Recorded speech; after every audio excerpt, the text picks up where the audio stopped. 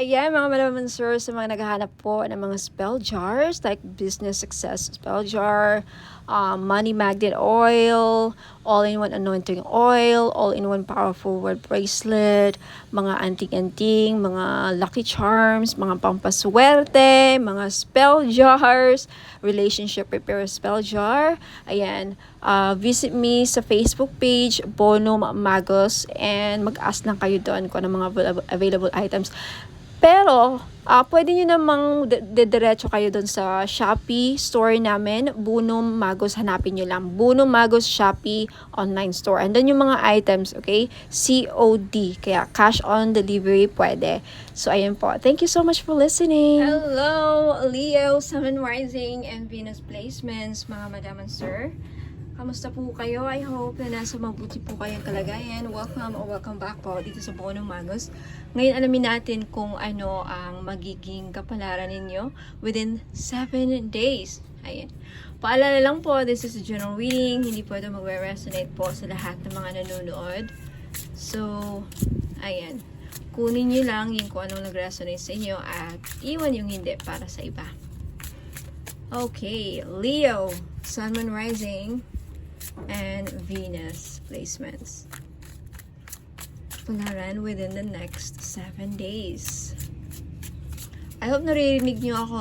Okay lang yung tono, okay lang yung tono. Okay lang yung boses, okay lang yung sound. Ayan. Leo. Leo, you have the Page of Pentacles. Ayan. Yung mga naghahanap ng trabaho, I think within the next 7 days, makakahanap ng bagong trabaho. May opportunity na darating. Okay? Yung iba sa inyo, parang gumagawa ng plano. May plano. May planong gawin. Something like that, Leo.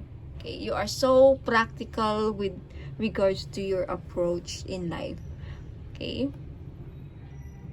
Let's see. There's a potential here. Ano kaya to? Tignan natin. Potential. The Chariot! Some of you could be dealing with a Cancer, or maybe you are a Cancer with a Leo placement. Ayan. Direction, control. Yeah, you have the willpower. You have the confidence to start something. Meron kang gustong umpisahan. Meron kang gustong, may mga plano ka sa buhay. May plano kang gawin eh. And you're confident that you are gonna do it. You're confident that you will succeed. You have the willpower, so you will succeed. And beside the Chariot card is a card of success. So, ayan. You're very practical when it comes. You're very practical in life. It's really good. You have the Queen of Swords. Maybe you're dealing with Aquarius, Gemini, Libra, who is very honest. Okay. And you're somewhat protective. Or maybe this person is very protective. Very witty and intelligent. Leo. Ayan, maybe you're going towards this person. Doesn't matter if this is a male or female. Doesn't matter kung babae ito o lalaki. I feel like, Leo, you're going towards this person. Iniisip mo, may plano kang puntahan. Or, Leo, there's someone here in your life na may planong pumunta sa'yo. Okay, this could be a long distance relationship, or this person lives far from you. Okay, it doesn't have to be in another country. Maybe this person nakatira sa malayo. And may plano siyang puntahan ka. Yan ang iniisip niya. Kasi nakikita niya yung potential dito sa relationship na to. Okay? But definitely, when it comes naman sa career, kaperahan, ayan, there's a big chance that you will succeed with this new job that you're looking for. Sa mga naghahanap dyan ng bagong trabaho, ayan, be confident in yourself. Magiging successful ka. Makukuha mo yung dream work mo, dream job mo. As long as you believe in yourself, you have confidence. Okay? Huwag mahiya. Have confidence. Okay? Believe lang. Tiwala lang sa sarili. Okay? Tingnan natin yung overall energy mo for this reading. You have the King of Wands. Look at that. You're on fire, Leo. This is your archetype. Okay, archetype. When we say archetype, somewhat kind of like personality irregardless if you are a male or a female. Okay? So, ayan. You're very energetic. These days, magiging, within the next 7 days, you're full of energy.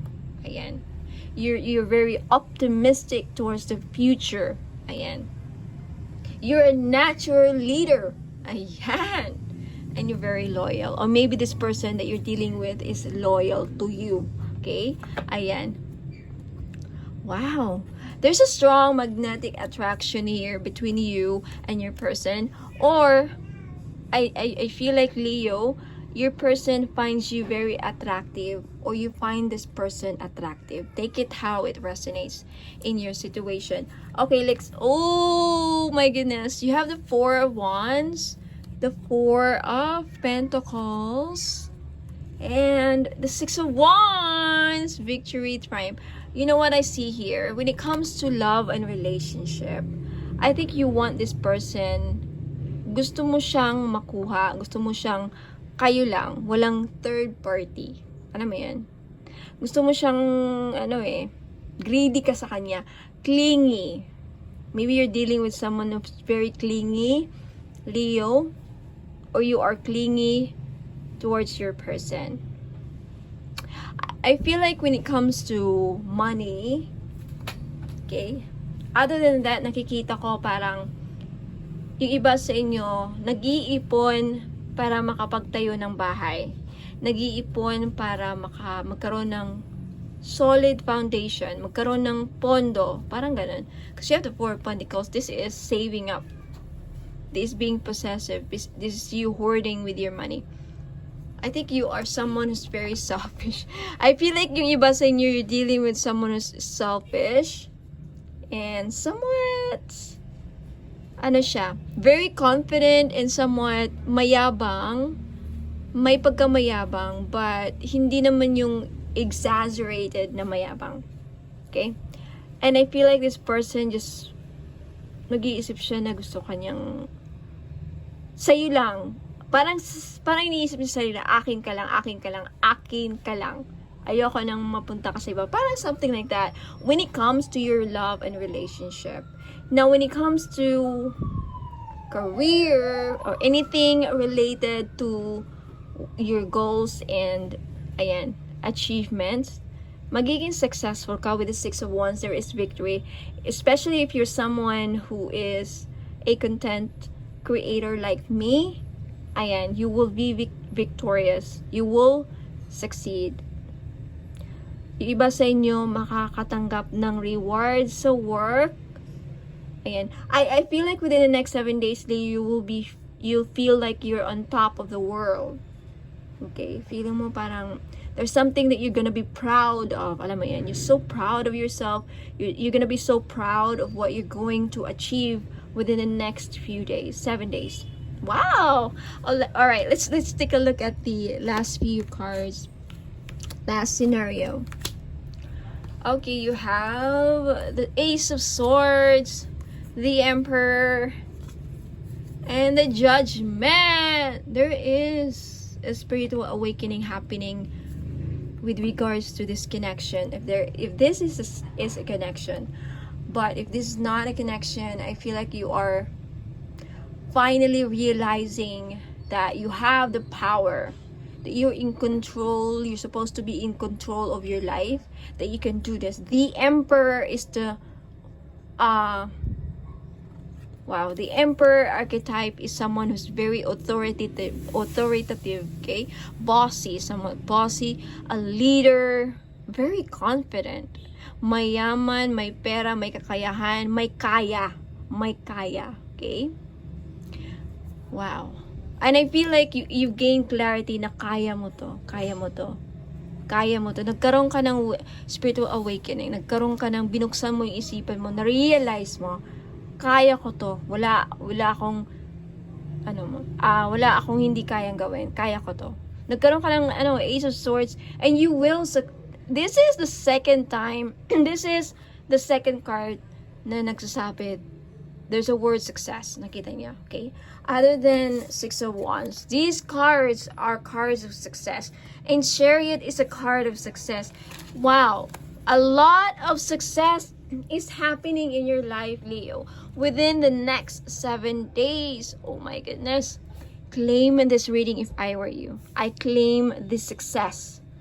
Okay, kung saan man yan related sa career, love life, okay, in your whole life, sorry, your whole, aspect, okay, whole, in every aspect of your life, you're gonna be successful if you just really believe in yourself. You have the King of Wands, the Emperor. Okay, ayan. Queen of Swords. Be smart about it. Right? You're very smart. You're very intelligent. Kaya mo yan. And I think you realize that. Okay? You realize that. If you haven't already, I think you will.